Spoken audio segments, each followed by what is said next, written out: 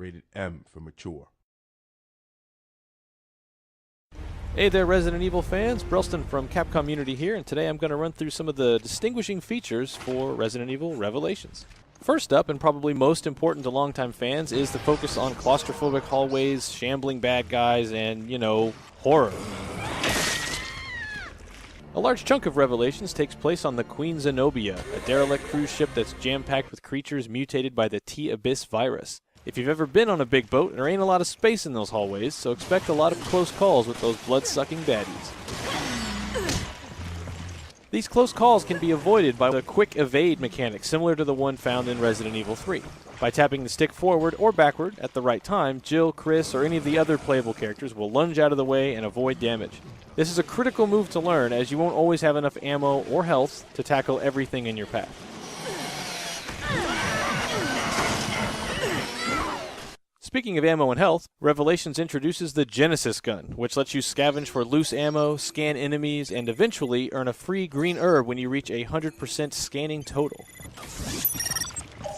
But be careful, you slow down when the gun is drawn, so you have to ask yourself, should I stop and scan this monster and maybe get that green herb, or should I just run past and get out of here? This fight-or-flight attitude is prevalent throughout Revelations. But while the campaign slows things down a bit, raid mode is where you can mow down some bad guys without consequence. But what's the point? Why, to grind through each map and clear the bad guys as quickly as possible, and then get loot drops at the end. Okay, managed to get through that.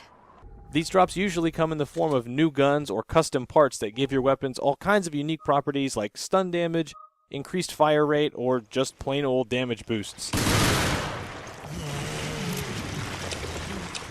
But these drops are random, so even when you get one gun, in this case the M92F, its attributes and slots for custom parts may be different from one you or a friend already found. This makes things much more interesting when playing online or playing levels over and over, because again, even though you picked up one gun, there's a chance the one you find this time will be slightly different from the one you already had. Tinkering with weapons can be done in raid mode and the main campaign, so if you really like squeezing the best performance out of your guns, Revelations really encourages but doesn't demand a gearhead approach.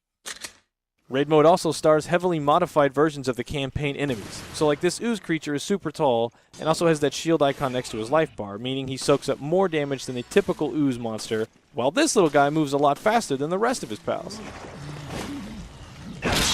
And if you ever get bored of the basic costumes found on the 3DS game, Revelations also lets you unlock 3 new costumes, including these brand new pirate outfits for Jill and Chris. Plus the new versions also include Rachel Foley and fan favorite Hunk as playable characters in raid mode, making it the definitive version of Revelations. Longtime Resident Evil fans and old school horror fans, be sure to check it out on Xbox 360, PS3, Wii U, and Steam.